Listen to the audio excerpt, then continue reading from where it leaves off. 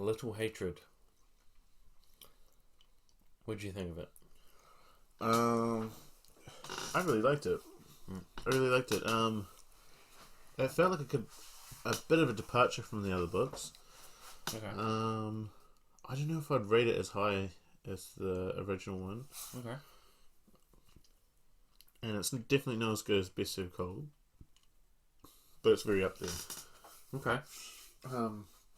It seemed like it was a departure, and it seemed like it was like he was trying to tell another story in this new world, and he was very aware that he had a lot of chess pieces on the board. Like, he had a whole lot of established characters.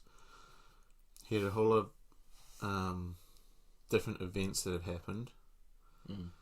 And he's basically knitting together his story with a whole lot of those things in mind. Okay. Yeah, I thought it was good, though. I did think it was good. It's basically a story about Giselle's son. Also. And Dan Brock's son. Yeah, Leo Dan Brock. the young lion. Yep. Yeah. There's another war in the north. Surprise, surprise. The Dogman's been taken down, and they're... Yeah, city's burnt. City's burnt. His daughter's on the run. Yep. Everyone's in panic, and they're basically withdrawing. And we find out very early on that the daughter of the Dogman's got the long eye, which is basically like future seeing power. Yeah. Yeah. I absolutely loved it. I thought it was good. I also think Abercrombie has turned into a bit of a horn dog. There's like a lot more sex in this, I noticed. I thought that was good. Like the first scene with the second scene with Savine was like she's blowing Orso. I was like, oh shit. Yeah. Okay. To be fair though, that it was much more graphic than previous books as well. It was a little bit more graphic, but I thought that in this one there was actually more females actually interacting with males in it. Yeah. Previously, we haven't really had much female interaction at all with a male character in it. Like, and when you have, it's been like Artie talking to Giselle, or Makato doing something. And very strong. Like Savine is an excellent character, I think. By far the most interesting character, I think. Glockter's daughter, like, like, even though she's not his blood daughter, she is his daughter, like, in terms of intelligence. Yeah. And there's a lot of different traits there that she sort of picked up on. Very interesting. The whole entire conflict with her was started because she's trying to create a better world, but in doing that, it's upsetting a lot of people because it's losing people jobs. It's basically the whole industrial revolution. Yeah. So machines are starting to do it. They even talk about pistols, at one point. Like, pistols are starting to be invented. Yeah, very basic. Hand cannons. Yeah.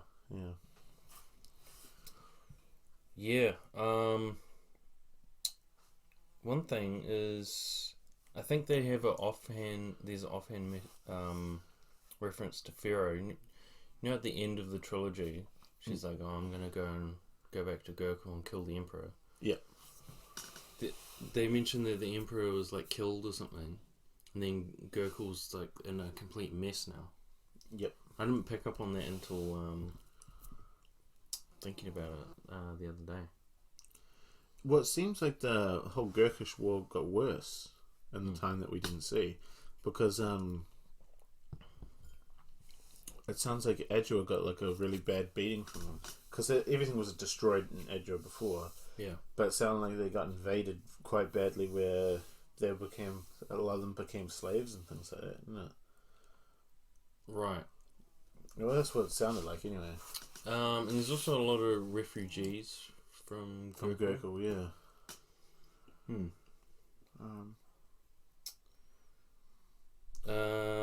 Bit interesting when you end up finding out that Giselle's son and Sabina brother and sister. Yeah, that was Did you almost wish that they didn't find out? yes, Like, almost. You know what? Because they're this is kind of sick, but like their relationship was like so good, and so much time had transpired in the book.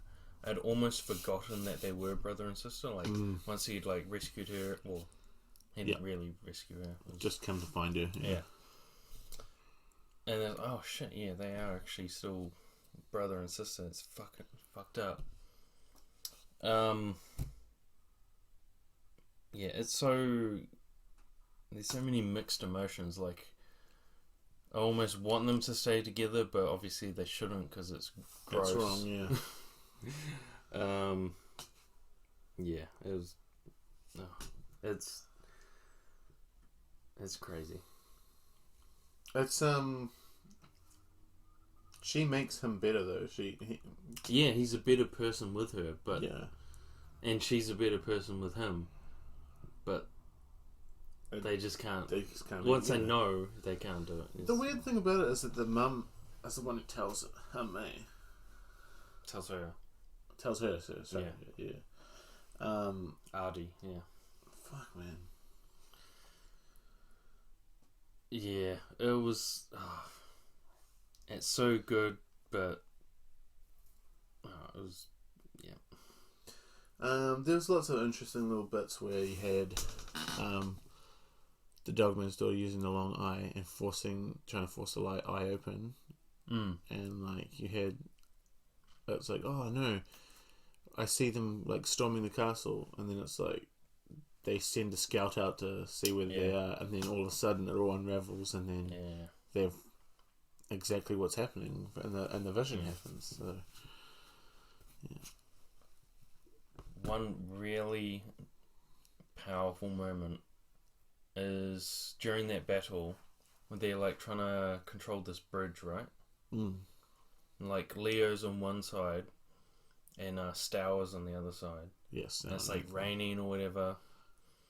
And like Leo's like, I challenge you to a duel. It's just the best shit ever. I thought that scene there. Yeah, and I thought it was like marvelous that he actually manages to beat him in it. Yeah, like he is so outclassed. Like it's really his overconfidence that sort of gets him, isn't it? Yeah, and a bit of help from Ricky. Is it?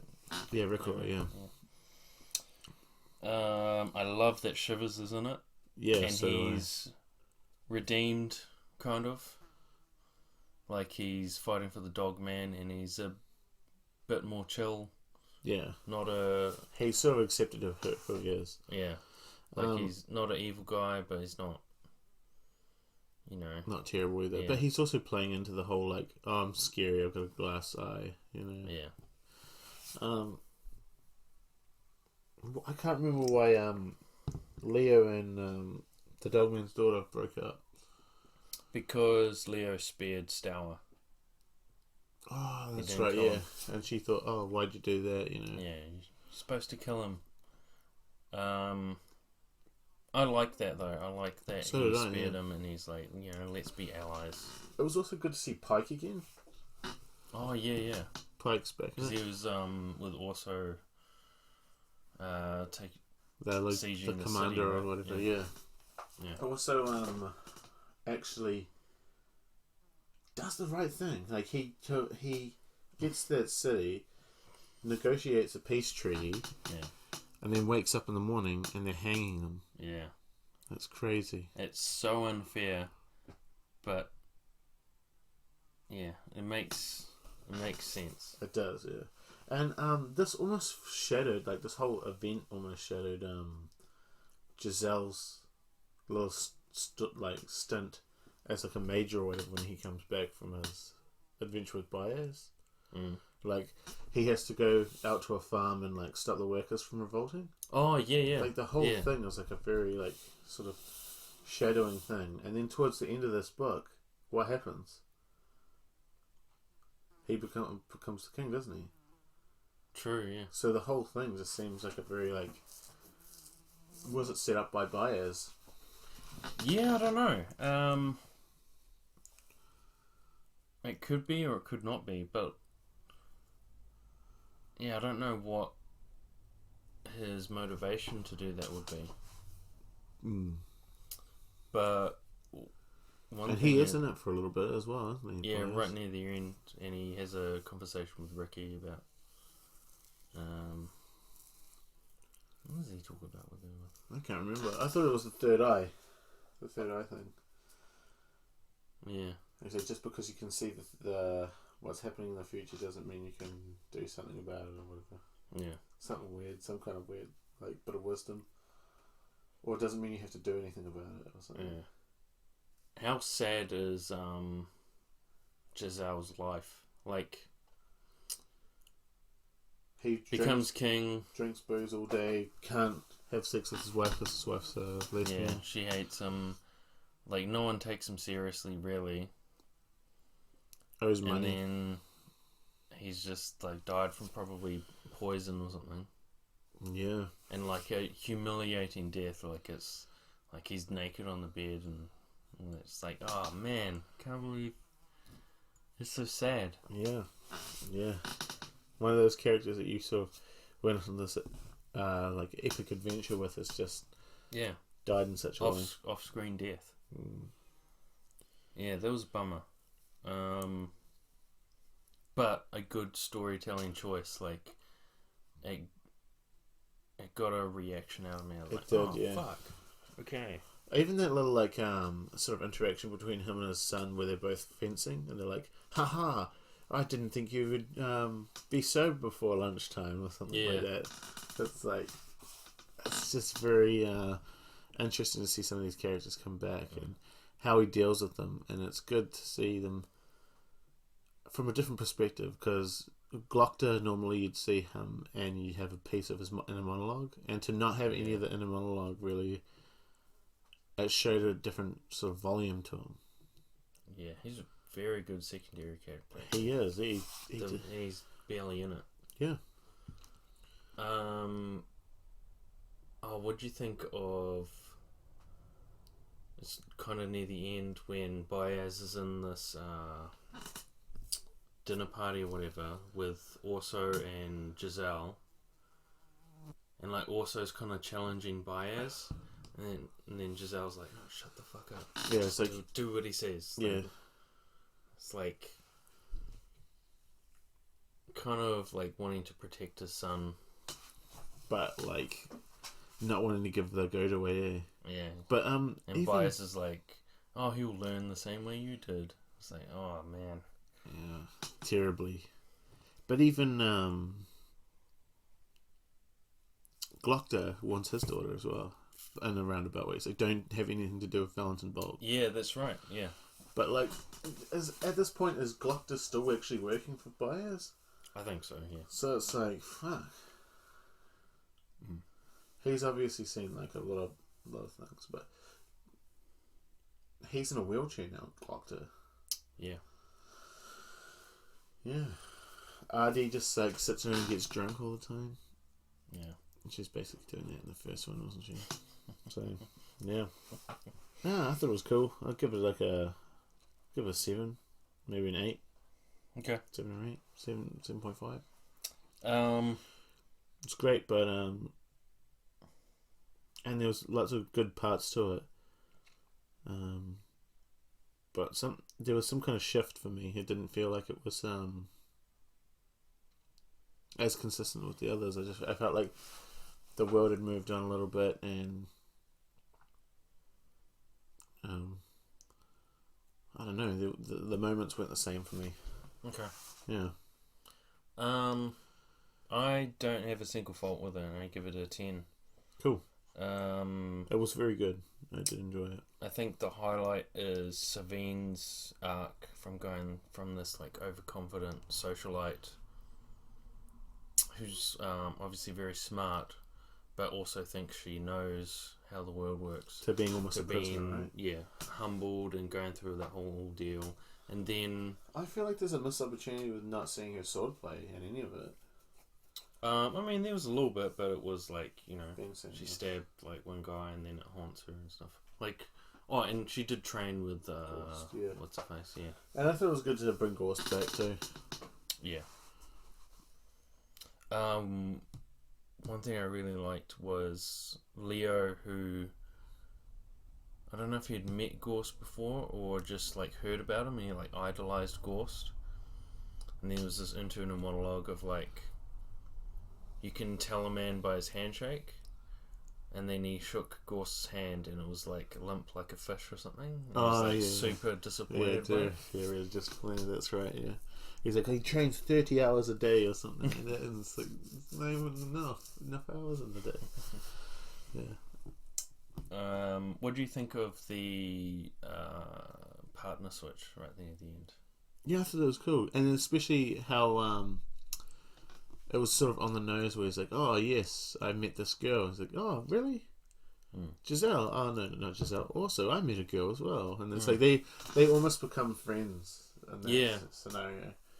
Which is weird because his entire job was to go and save Brock. And Brock ended up saving Edgeworth. That's right, yeah. Like, because if they got invaded by the North, they wouldn't have an army or money or anything. Yeah. I think they couldn't help but like each other for different reasons. Yeah, definitely. And does he have sex with the witch? Brock? The witch. Ricky or... Oh, no.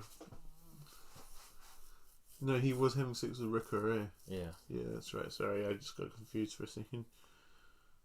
For some reason I thought that witch was like the mentor for Rick. Yeah. I think she bangs Shivers. Oh, that's right. Yeah. Shivers bangs her, yeah. And she's got a like stitched up face, eh? She does take some kind of wound. A leak wound or something. I thought she Arrow had stitched through up the leg. face from when Logan tried to kill her. No, I think she was like a kid when... Because she's the one who commands us Shanker, isn't she? No. She's like... Oh, no, yeah. She's the one who has the spear, eh? Yeah. And she's the crazy guy from the moon place. Yeah, she was his the daughter of... yeah. Yeah, I don't know. I got confused with that. But yeah, no, it's good. Yeah, I like that Leo and Stour have kind of... They become friends almost. Or like a respect. Much, yeah. Respect, yeah. And like when he went to approach him that time after he had the circle, he was just like, what do you want? You and you fucking kill you? Yeah. Or something like that. It's like, nah, man, I want to like have a chat with you. Yeah, let's conquer shit together. Yeah. Yeah. Very good. Yeah, I loved it. When are you planning to read I'm already doing some of it. Oh, so, really? Yeah. Okay. Alright. Yeah, what about you? Probably started this year. Oh, that'd be good. Yeah. That'd be good. Yeah, so that's another one done, I think. Yeah, excellent book. Yeah, keen to see where it goes. Yeah.